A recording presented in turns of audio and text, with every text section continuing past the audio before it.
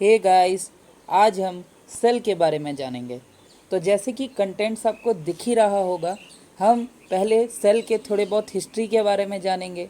उसके बाद इसकी जो डेवलपमेंट के बेसिस में जो दो डिवीज़न हुई है, सिर्फ डेवलपमेंट के बेसिस पर, वो हम जानेंगे, प्रोकैरियोट्स और यूकैरियोट्स। उसके बाद हम सेल थ्योरी के बारे में जानेंगे, जो कि स्क्लीडन और श्वान ने दिया था, और वो थ्योरी क्या था ये भी मैं बताऊंगा। इसके बाद हम classification of cell in eukaryotes देखेंगे। यूकैरियोटिक सेल में कैसा क्लासिफिकेशन है, उसमें क्या क्या पार्ट्स प्रेजेंट है, क्या क्या ऑर्गेनल्स प्रेजेंट है, उसके बारे में बात करेंगे। उसके बाद हम उसका एक डायग्राम देखेंगे, जिसके बाद आपको पूरी तरीके से ये टॉपिक समझ में आ जाएगी। चलिए स्टार्ट करते हैं सेल्स के साथ। तो जो सेल है वो एक लैटिन वर्ड से आया है, जिसका नाम है सेल्यूला, और इसका मतलब है स्मॉल कंपोनेंट्स। स्मॉल कंपोनेंट्स क्यों? क्योंकि आपको एक चीज़ पता ही होगा कि हमारे बॉडी की सबसे छोटी चीज़ सेल ही होती है, जिसको हिंदी में हम कोशिका भी कहते हैं। और ये बात तो हम जानते हैं कि cell is the structural and functional unit of life.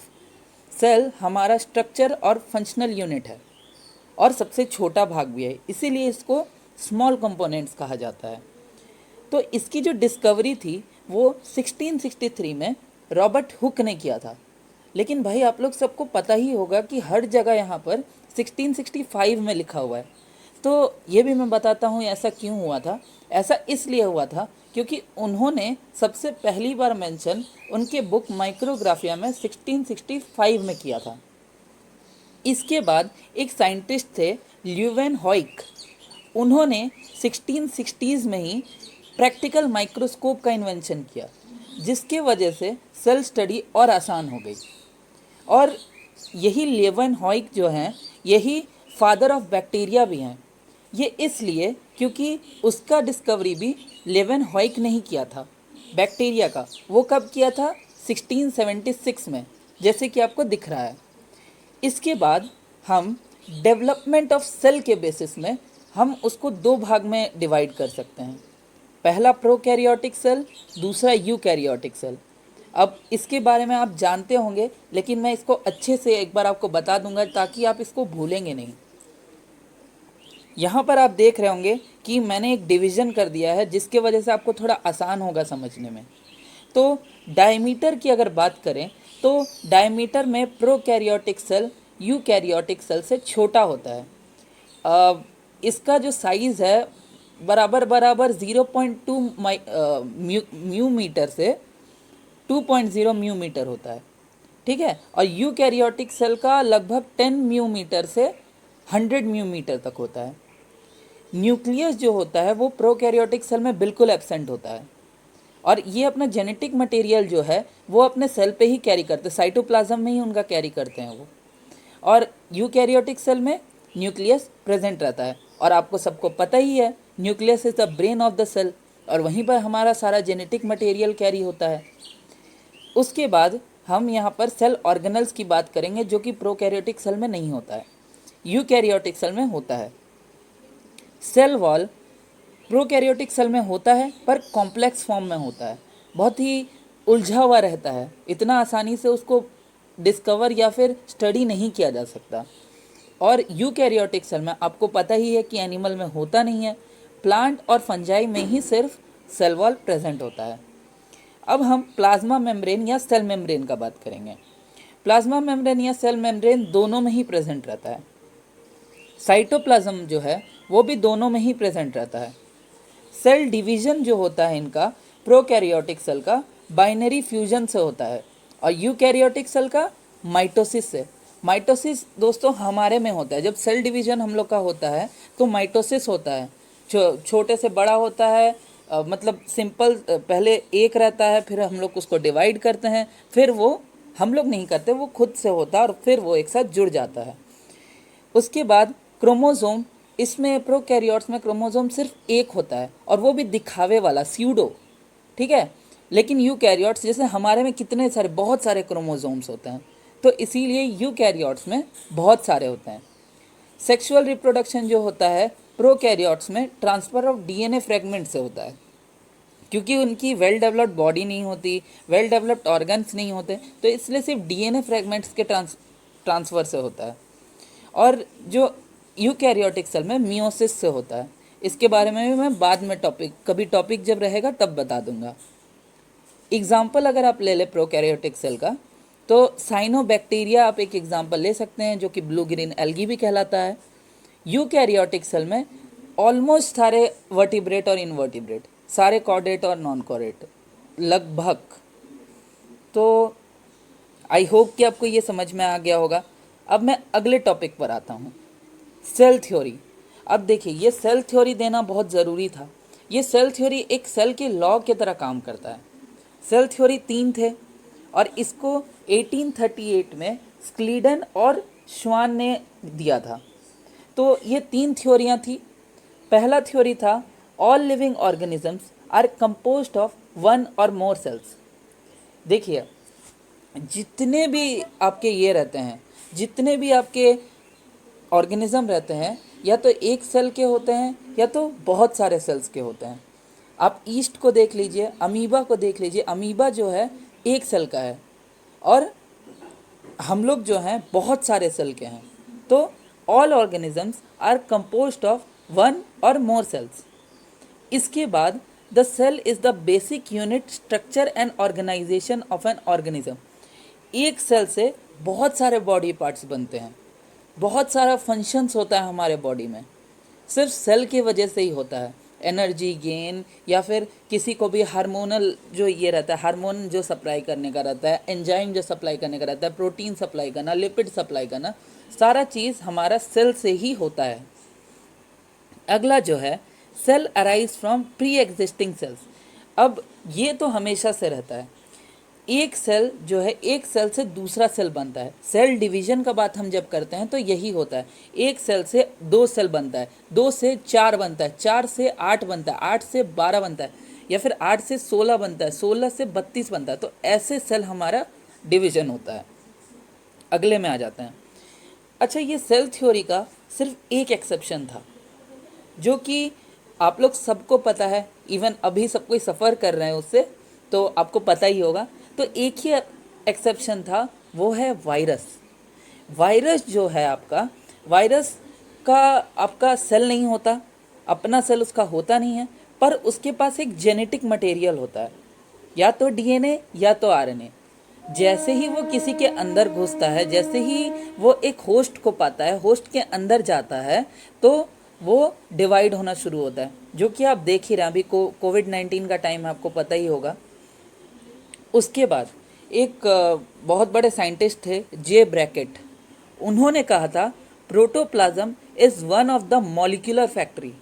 ये क्यों उन्होंने कहा था, ये आपको बाद में पता चल ही जाएगा दोस्तों। तो अगले टॉपिक पर आते हैं, classification of cells in eukaryotes. अब हम इसका क्लासिफिकेशन आपको बताने से पहले हम इसका डायग्राम आपको एक बार दिखा देते हैं, ताकि आपके लिए थोड़ा सा आसान हो जाएगा। ये देखिए, इसका डायग्रामेटिक जो आप रिप्रेजेंटेशन देख रहे हैं, गौर से देखिएगा दोस्तों। Components of cells, cell boundary में आपका 2 बाउंड्री आ सकता है। पहला सेल वॉल, जो कि आपका प्लांट्स में जनरली होता है और फंजाई में होता है। दूसरा आ गया आपका सेल मेम्ब्रेन, जो जनरली हम लोग के पास होता है। उसके बारे में हम डिस्कस करेंगे, लेकिन आप पहले जान लीजिए कि क्या क्या चीज़ है और किस किस तरीके से ये हम लोग को मदद करता है, या फिर क्या क्या चीज़ कहाँ कहाँ प्रेजेंट है। उसके बाद अगर हम देखेंगे तो हम लोग को साइटोप्लाज्म दिख रहा होगा। दोस्तों, साइटोप्लाज्म हमारे सेल का वो पार्ट है जो कि न्यूक्लियस और सेल मेम्ब्रेन का बीच में पाया जाता है। फ्लूइड लाइक स्ट्रक्चर है, और उसमें आप गौर से अगर देखेंगे तो वहाँ पर आपको सेल ऑर्गेनल्स दिखाई देगा और सेल इंक्लूजन दिखाई देगा। सेल इंक्लूजन को हम लोग साइटोप्लाज्म मैट्रिक्स भी कहते हैं। आगे बढ़ते हैं। सेल ऑर्गेनल्स में आप गौर से देखेंगे, एक मेम्ब्रेन बाउंड होगा, एक नॉन मेम्ब्रेन बाउंड होगा। मतलब एक में मेम्ब्रेन होगा, एक में मेम्ब्रेन नहीं होगा।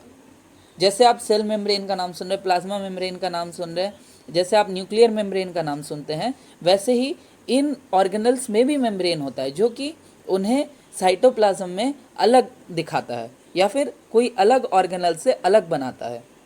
उनको सिर्फ एक स्ट्रक्चर नहीं बनाता। तो मेम्ब्रेन बाउंड में सबसे पहले एंडोप्लाज्मिक रेटिकुलम आपको दिख रहा होगा, माइटोकॉन्ड्रिया दिख रहा होगा, प्लास्टिड्स दिख रहा होगा, प्लास्टिड्स दोस्तों प्लांट में प्रेजेंट होता है। गोल्गी कॉम्प्लेक्स दिख रहा होगा, गोल्गी बॉडीज़ भी जिसको कहते हैं।